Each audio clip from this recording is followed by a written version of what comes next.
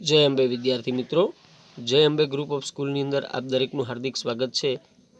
આજે આપણે એક કાળ શીખવા માટે જઈ રહ્યા છીએ જેનું નામ છે ધ સિમ્પલ પ્રેઝન્ટ ટેન્સ। બરાબર છે। આ કાળની શરૂઆત કરતા પહેલા હું તમને એ વસ્તુ સમજાવી દઉં કે સિમ્પલ એટલે શું। તો કે સિમ્પલ એટલે સાદો, પ્રેઝન્ટ પ્રેઝન્ટ એટલે વર્તમાન અને ટેન્સ ટેન્સ એટલે કાળ। ધ સિમ્પલ પ્રેઝન્ટ ટેન્સ એટલે કે સાદો વર્તમાન કાળ। સાદા વર્તમાન કાળની શરૂઆતમાં આપણે ખાસ વસ્તુ વિદ્યાર્થી મિત્રો યાદ રાખશું, ટુ બીના ક્રિયાપદના સાદા વર્તમાન કાળના રૂપો। ટુ બીના ક્રિયાપદના સાદા વર્તમાન કાળના રૂપો। આ જે વસ્તુ છે ને એ ખાસ એટલે ખાસ આપણે મગજમાં રાખીશું, કારણ કે આ છેક સુધી તમારા માટે બહુ જ અગત્યની છે। આપણે પહેલો પુરુષ, બીજો પુરુષ, ત્રીજો પુરુષ, પછી એનું એકવચન બહુવચન આપણે ખ્યાલ છે, બરાબર છે। અને આ જ અંગ્રેજીનો પાયો છે વિદ્યાર્થી મિત્રો। એકવચન છે તો એની અંદર પહેલો પુરુષ આઈ, ક્રિયા કરનાર પોતે, એની સાથે ટુ બીનું રૂપ એમ આવે। બહુવચનમાં આઈનું વી થઈ જાય, એટલે કે પુરુષ એક હોય અને પછી ક્રિયા કરનારા માણસોની સંખ્યા વધી જાય, બહુવચન, બરાબર। એટલે વીની સાથે આર આવે। બીજો પુરુષ યુ, એક જ હોય ક્રિયા કરનાર, પણ તેની સાથે આર આવશે અને બહુવચનમાં પણ યુની સાથે બીજા પુરુષ હોય, યુની સાથે હંમેશા ટુ બીનું ક્રિયાપદનું રૂપ આર આવશે। ત્રીજા પુરુષની જો આપણે વાત કરીએ તો ત્રીજો પુરુષ જેમાં હી, શી અને ઇટ, છોકરો, છોકરી, નાન્યતર, જાતિ, આ બધા માટે ટુ બીનું ક્રિયાપદનું સાદા વર્તમાન કાળનું રૂપ ઇઝ આવે છે। અને તેનું બહુવચન હોય તો ધે અને તેની સાથે હંમેશા આર આવે છે। બહુવચનમાં આપણે જોઈએ સિમિલર, એક સરખું શું છે તો બધામાં આર છે, બરાબર। એટલે આપણે ખાસ કોન્સન્ટ્રેશન કરીશું ત્રીજો પુરુષ ઉપર, કે જેમાં હી, શી અને ઇટ આ ત્રણેયની સાથે ઇઝ છે, બરાબર। હવે જોઈએ હેવ અને હેઝ ના સાદા વર્તમાન કાળના રૂપો। ક્યાં હેવ વપરાય છે ને ક્યાં હેઝ વપરાય છે, બરાબર। એક વસ્તુ ફાઇનલ, જેવી રીતે બહુવચનમાં આર આવતો હતો એવી જ રીતે બહુવચનમાં હેવનું રૂપ આવશે, બરાબર। આમાં પણ આપણે યાદ રાખીશું આઈ, યુ આ બંનેની સાથે પણ હેવ આવશે અને ત્રીજો પુરુષ એક વચન છે હી, શી અને ઇટ, તેની સાથે હેઝનું રૂપ આવશે, બરાબર। જેવી રીતે ત્રીજા પુરુષ હી, સી, ઇટની અંદર ટુ બીના સાદા વર્તમાનના કાળના રૂપો કયા ગયા હતા, ઇઝ, બરાબર। એવી જ રીતે ત્રીજો પુરુષ હેવ અને હેઝના વર્તમાન કાળના રૂપોમાંથી હી, સી અને ઇટ હશે, એટલે કે ત્રીજો પુરુષ એક વચન હશે ત્યાં આવશે હેઝ, બરાબર। આગળ જોઈએ આપણે તો કે સાદા વર્તમાન કાળનો ઉપયોગ ક્યાં થાય છે, મેન વસ્તુ એ તો સાદો વર્તમાન કાળ છે એ ખાસ કરીને જે રોજિંદી ક્રિયા હોય, જે તમે ડેઈલી જે ક્રિયા કરતા હો, બરાબર, અથવા તો ટેવ વર્ષ જે ક્રિયાઓ થતી હોય આપણાથી, બરાબર, એ બધા માટે થઈને સાદો વર્તમાન કાળ વપરાય છે। દાખલા તરીકે જો અહીંયા એક આપણે આપેલું છે ટુ ઈટ, તો ઈટ એટલે ખાવું, બરાબર। તો આ ખાવાની ક્રિયા છે ને એ આપણે રોજ કરીએ છીએ, આપણા ટેવ મુજબ જે સમય અનુસાર આપણે ખાતા હોય એ અનુસાર આપણે ખાઈએ છીએ, બરાબર। આ રોજિંદી ક્રિયા છે, ટેવવશ થતી ક્રિયા છે, બરાબર। તો એના રૂપો જો અહીંયા આપેલા છે, એક વચન અને બહુવચન। દાખલા તરીકે જો પહેલા પુરુષની અંદર શું આપ્યું છે, આઈ ઈટ, હું ખાઉં છું। પછી બીજો પહેલો પુરુષ બહુવચનમાં જુઓ તો વી ઈટ, અમે ખાઈએ છીએ। બીજો પુરુષ એક વચનમાં જોઈએ તો યુ ઈટ, તું ખાય છે। બહુવચનમાં જોઈએ તો યુ ઈટ, તમે ખાવ છો, બરાબર। ત્રીજા પુરુષમાં આપણે જોઈએ તો હી, શી, ઈટ અને પાછળ લખ્યું છે ઇટ્સ, બરાબર, તો કે તે ખાય છે. બહુવચનમાં આપણે જોઈએ તો ધે ઈટ, તેઓ ખાય છે. આમાં એક વસ્તુનું તમે ખાસ એટલે ખાસ ધ્યાન આપો કે બધી વસ્તુ સેમ છે, માત્ર ફેરફાર ક્યાં છે ખબર? માત્ર ફેરફાર તમને અહીંયા જોવા મળશે. જુઓ, અહીંયા ક્રિયાપદનું છે રૂપ, એમાં ઈટ્સ લખેલું છે અને બાકી બધામાં ક્રિયાપદનું રૂપ ઈટ જ છે. જો કોઈ પણ જગ્યાએ ક્રિયાપદની અંદર કોઈ પણ પ્રકારનો ફેરફાર થયેલો આપણને દેખાતો નથી. પણ ત્રીજો પુરુષ એક વચન આવે પછી એમાં હી હોય તો હી, શી હોય તો શી, કે ઈટ હોય તો ઈટ. કેવું હોય? એક વચન હોય, હી, શી અને ઈટ. તો ત્યાં ક્રિયાપદની પાછળ અહીંયા આપણે એસ દેખાય છે, એટલે આપણે ખાસ સાદા વર્તમાન કાળની અંદર આની ઉપર જ આપણે વધારે ભાર આપવાનો છે, ત્રીજો પુરુષ એક વચન ઉપર. મોટા ભાગે દરેક વાક્યની અંદર ક્રિયાપદનું મૂળ રૂપ જ વપરાય છે.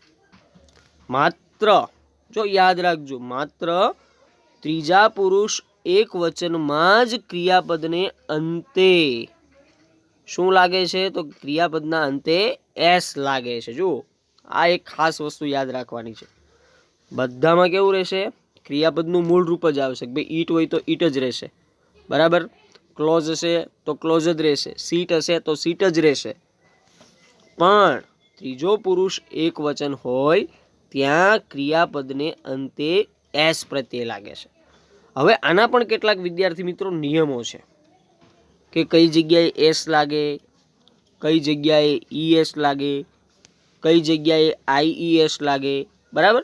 એના માટેના પણ કેટલાક રૂલ્સ છે, કેટલાક નિયમો છે. એ નિયમો જરા આપણે જોઈએ, બરાબર. ચાલો પહેલો નિયમ આપણે જરા નજર કરીએ. તો જુઓ, ત્રીજા પુરુષ એક વચનમાં ક્રિયાપદના અંતે, જો આ બરાબર અક્ષરો બધા યાદ રાખજો. ત્રીજા પુરુષ એક વચનમાં એટલે કે હી, શી અને ઈટ, આ ત્રણ એટલે ત્રીજો પુરુષ. અને એ પણ કેવો? એક વચન. કે હી એટલે છોકરો આવે, બરાબર, પણ છોકરો કેવો હોવો જોઈએ? એક જ હોવો જોઈએ. જો બે છોકરાની વાત થતી હોય તો એ બહુવચન થઈ જાય, તો એ ધેમાં આવી જાય. એટલે એક વચન, ત્રીજો પુરુષ ખરો પણ એક વચન. જો એમાં ક્રિયાપદના છેલ્લા બે અક્ષરો, બરાબર, એક અક્ષર અથવા તો બે અક્ષરો, ખાસ બરાબર મગજમાં રાખજો, એક અક્ષર અથવા તો બે અક્ષરો, દાખલા તરીકે ડબલ એસ, પછી S H, C H, x કે ઓ આવેલા હોય તો ઈ એસ પ્રત્યય લાગે. જો આ વસ્તુ એક ખાસ સમજવા જેવી છે કે ત્રીજા પુરુષ એક વચનમાં ક્રિયાપદને અંતે S, double S, S H, C H, x કે ઓ આવેલા હોય તો ઈ એસ પ્રત્યય લાગે. હવે એના કેટલાક એક્ઝામ્પલ અહીંયા આપણે આપેલા છે, એની ઉપર આપણે નજર કરીએ એટલે ખ્યાલ આવશે. જો અહીંયા બોલ્ડ અક્ષરો આપેલા જ છે એટલે આપણે ખ્યાલ આવશે. દાખલા તરીકે પાસ લખેલું છે, પાસ ક્રિયાપદનું એક રૂપ છે, બરાબર. તો જો અહીંયા છેલ્લે ડબલ એસ છે, તો નિયમ પ્રમાણે જ્યાં ડબલ એસ હોય ત્યાં શું લાગે? તો કે ઈ એસ. એટલે જો પાસનું પાસ લખેલું છે પણ એની પાછળ શું લખેલું છે? ઈ એસ, બરાબર. એવી જ રીતે જુઓ તમે વોશ, તો વોશ છે એમાં એસ એચ આવે છે, તો નિયમ પ્રમાણે એસ એચ આવતો હોય તો પણ આપણે તેની પાછળ શું લગાવશું? ઈ એસ લગાવશું, બરાબર. એટલે ત્યાં પણ ઈ એસ લગાવેલું છે. વોશનું વોશિસ થઈ ગયું છે. ટીચ, તો ટીચના છેલ્લા બે અક્ષરો જુઓ, સી એચ, તો ત્યાં ટીચ ઇઝ, બરાબર, નિયમ પ્રમાણે. પછી છે ફિક્સ, તો ફિક્સમાં જુઓ છેલ્લો અક્ષર એક્સ છે, તો નિયમ પ્રમાણે એક્સ આવતો હોય તો પણ ઈ એસ લાગે, બરાબર. પછી છે ગો, તો ગોમાં પાછળ ઓ આપેલું છે, તો ઓ આવતો હોય તો પણ ઈ એસ લાગે, એટલે ગોનું ગોઝ થઈ ગયું છે. ચાલો આ પહેલો નિયમ બન્યો વિદ્યાર્થી મિત્રો કે ત્રીજો પુરુષ એક વચનમાં ક્રિયાપદના અંતે double S, SH, CH, x કે ઓ આવેલા હોય તો ક્રિયાપદને અંતે તમારે શું લગાવવાનું રહેશે? ES લગાવવાનું રહેશે. પણ યાદ રાખીશું ક્યારે આ કરવાનું થશે? તો કે માત્ર ત્રીજો પુરુષ એક વચન હોય તો જ. સેમ વસ્તુ ત્રીજા પુરુષ એક વચનમાં જ આ નિયમ લાગુ પડે છે કે એ જ રીતે જો ક્રિયાપદના અંતે વ્યંજન વત્તા વાય આવેલો હોય તો વાયનો આઈ કરી અને એની પાછળ ES લગાવવું, અથવા તો આખું યાદ રાખીએ આપણે વાયની જગ્યાએ IES પ્રત્યય લાગે. પહેલો અક્ષર વ્યંજન અને એના પછીનો અક્ષર કયો હોય? વાય. ટૂંકમાં વાયની પહેલાનો અક્ષર જે હોય એ વ્યંજન હોય. અંગ્રેજીમાં કેટલા સ્વર છે વિદ્યાર્થી મિત્રો? 5. કયા કયા? A, E, I, O અને U. ફરી વખત બોલું છું, અંગ્રેજીમાં 5 સ્વર છે, A, E, I, O અને U. આની સિવાયના બાકીના જે અક્ષરો વધ્યા એ બધાને કેવા અક્ષરો આપણે ગણીએ છીએ? તો કે વ્યંજન ગણીએ છીએ, બરાબર? તો આપણે અહીંથી જ નજર કરતા જઈએ. જુઓ, ટ્રાય છે તો ટ્રાયની અંદર છેલ્લો અક્ષર વાય આપેલો છે, બરાબર છે? તો એની પહેલાનો અક્ષર શું છે? તો કે આર. આર એટલે શેમાં આવશે? તો કે વ્યંજનમાં આવશે, બરાબર? તો વાયનો જો વાય કાઢી નાખ્યો ને એની જગ્યાએ નિયમ પ્રમાણે સીધું શું લગાડી દીધું છે? IES. એટલે ટ્રાયનું થઈ ગયું ટ્રાઇઝ, બરાબર? એ જ રીતના ફ્લાય. તો ફ્લાયમાં પણ છેલ્લે વાય છે, વાયની પહેલાં શું છે? એલ છે, બરાબર? તો એલ છે એ વ્યંજન છે એટલે ફ્લાયનું શું થઈ ગયું? ફ્લાઇઝ. એ જ રીતના જુઓ તમે ક્રાય. તો ક્રાયની પાછળ છેલ્લે વાય છે, વાયની પહેલાંનો અક્ષર શું છે? વ્યંજન છે, એટલે ક્રાયનું શું થઈ ગયું? ક્રાઇઝ થઈ ગયું. છેલ્લા નિયમ તરફ જઈએ આપણે. હવે આપણે વાત કરી ભાઈ વ્યંજન એટલે કે વાયની પહેલાંનો અક્ષર વ્યંજન હોય તો વાયની જગ્યાએ આપણે શું કરવાનું? IES પ્રત્યય લગાવવાનો, બરાબર? હવે સિચ્યુએશન એવી બને કે વાયની પહેલાંનો અક્ષર સ્વર હોય તો શું કરવાનું? તો એના માટે બહુ ઇઝીલી નિયમ છે કે ક્રિયાપદના અંતે સ્વર વાય હોય એટલે કે જોડી કેની બનેલી હોય? વાયની પહેલાંનો અક્ષર સ્વર આપેલો હોય એટલે કે AEIOU માંથી કોઈ પણ અક્ષર હોય તો માત્ર ને માત્ર આપણે શું લખવાનું છે? એસ પ્રત્યય લખવાનો છે, બરાબર? એટલે કે માત્ર એસ પ્રત્યય લગાવવાનો છે. આપણે આ વસ્તુ ખાસ યાદ રાખીશું. જો પ્લે છે તો પ્લેમાં વાયની પહેલાં એ છે એટલે કે સ્વર છે, એટલે માત્ર શું લગાવ્યું? એસ પ્રત્યય લાગ્યો. બાય શબ્દ તમે જુઓ, બાય ક્રિયાપદ, તો વાયની પહેલાંનો અક્ષર કયો છે? તો કે સ્વર છે, તો તેની પાછળ પણ આપણે શું લગાવ્યું? સીધું ફક્ત એસ જ લગાવ્યું, કારણ કે સ્વર અને સ્વર વત્તા વાય છે, સ્વરની સાથે વાય આપેલો છે. એ જ રીતના જુઓ સે, તો સેમાં પણ આપણે શું લખ્યું છે? સેઇઝ જ લખેલું છે, બરાબર? તો આ નિયમો છે એ નિયમો ખાસ તમે પાકા કરજો, બરાબર છે? પછી ડુ, ડઝ વડે કેવી રીતના આજે હું તમને એટલું જ શીખવાડું છું. નેક્સ્ટ આ વિડીયોની અંદર હું તમને આના વિશે આગળ શીખવાડીશ અને પછી એનાથી આપણે કેવી રીતે કેવા પ્રકારની ખાલી જગ્યાઓ પૂછાય છે એ ખાલી જગ્યાઓનો પણ અભ્યાસ કરીશું અને એના આધારે પ્રશ્ન વાક્ય પણ બનાવવાના આવે છે. એ પ્રશ્ન વાક્ય બનાવતા પણ હું તમને શીખવાડીશ. ઓકે, તો આજે આપણે વિડીયોમાં એટલું જ રાખીએ છીએ.